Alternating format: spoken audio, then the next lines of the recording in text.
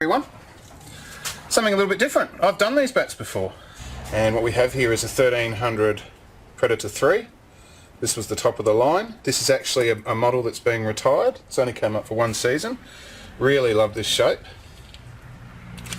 Grains, counting in between the lines, 1, 2, 3, 4, 5, 6, 7, 8.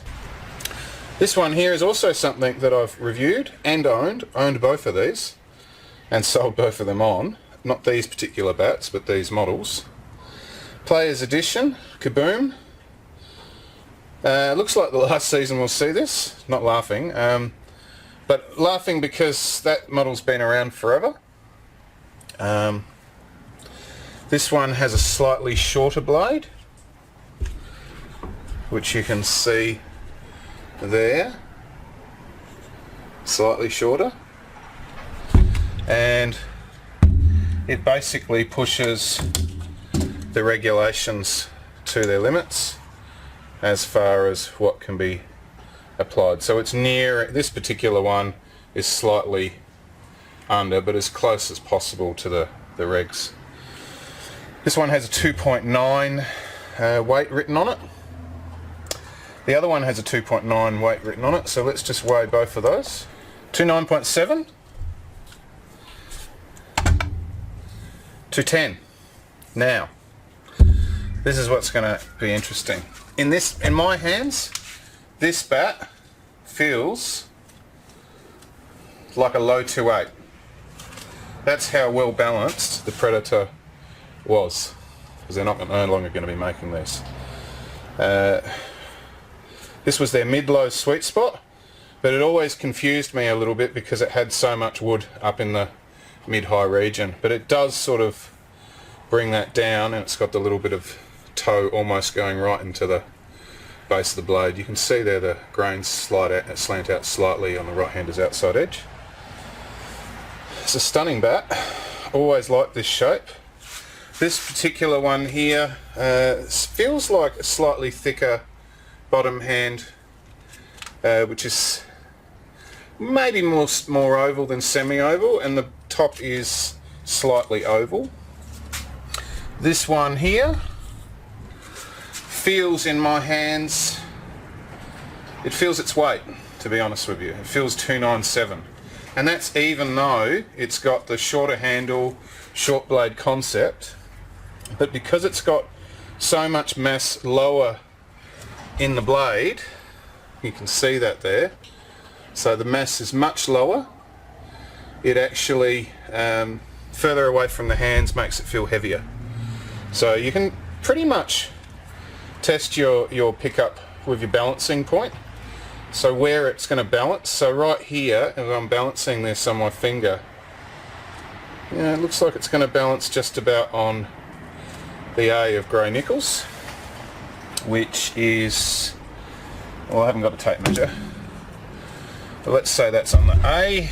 I'll put that down, where this one will balance much higher up. So it's much more towards the C and the I. Much lighter pickup, as you can see there. So that's more what I would prefer. When you compare those two by their handles, you can see that the balance point for the Kaboom is there, whereas the balance point for the Predator is there. So it's a good ½ inch or a centimetre higher, which makes it feel more of a medium pickup, or pick up its weight. Whereas this one, because it's much closer to the top of the splice, or closer to the tip of the handle, depending on how you want to measure it, probably measuring from the tip of the handle to wherever it balances is a good point. That actually feels much lighter in the hands. Both of these are stunning bits of willow. I didn't count the grains on this one. You've got a real compression of growth and tighter grains much towards the right-hander's outside edge, and a hint of heartwood here. So we've got a little bit of 1, 2, 3, 4, 5, 6, 7, 8. You got a double growth there, so it must have been a really hot season. 9, 10, 11, and a 12th. These are skewed slightly, but they're perfectly straight through the tie. Look beautiful and nice and pronounced through the tie. So this is a real lovely looking bat.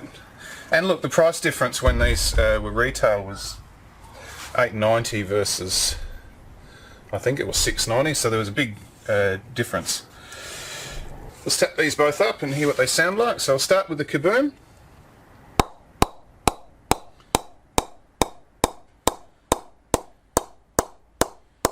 Feeling a little bit harder towards there, but pinging. Obviously that's its middle right there. And that one's a much stiffer press. More grains, a bit harder. Lovely bat. Tap up the Predator. I'm always somebody who likes 8 grains myself. So you can see here that it's really going in pretty much the same spot. And it's pinging really nicely. It's because it's got so much wood higher, you've got a little bit more for the cut shots and pull shots. But in all honesty, this is just a slightly softer piece of willow. All of these would have been pressed pretty much the same.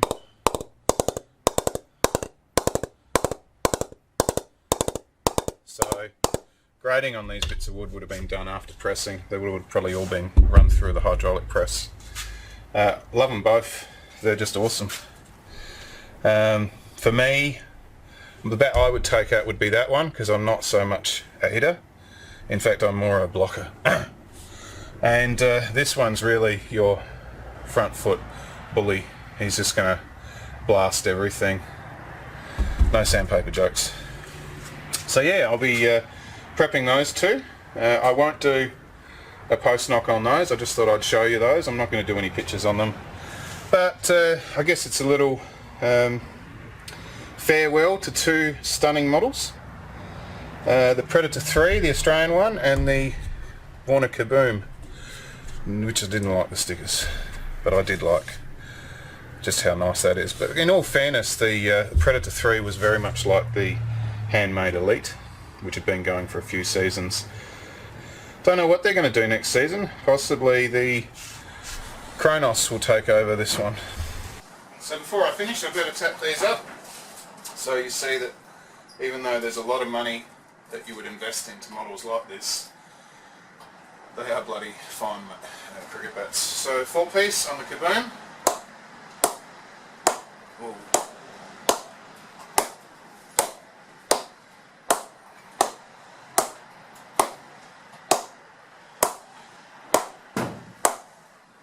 Feels a little bit harder,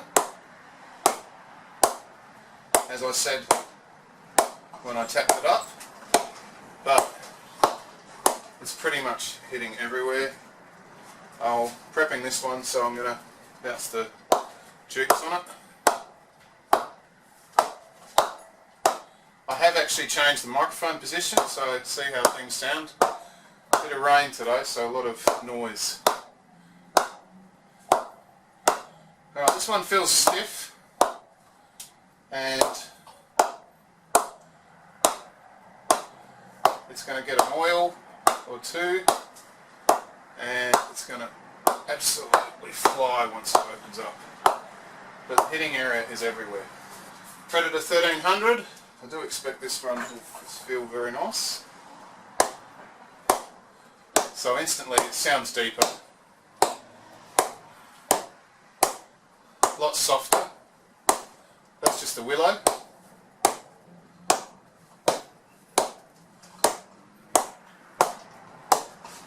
The actual amount of...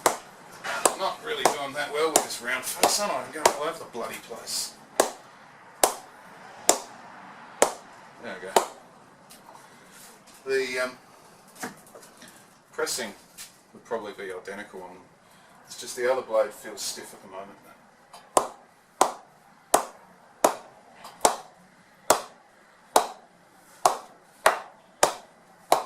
Both of these bats actually because they haven't actually been knocked in for pretty much a whole season, they really will benefit from a good oil, and then they'll start to come to life. I find with Gray-Nicolls, 2 oils is minimum, even if you're going to scuff.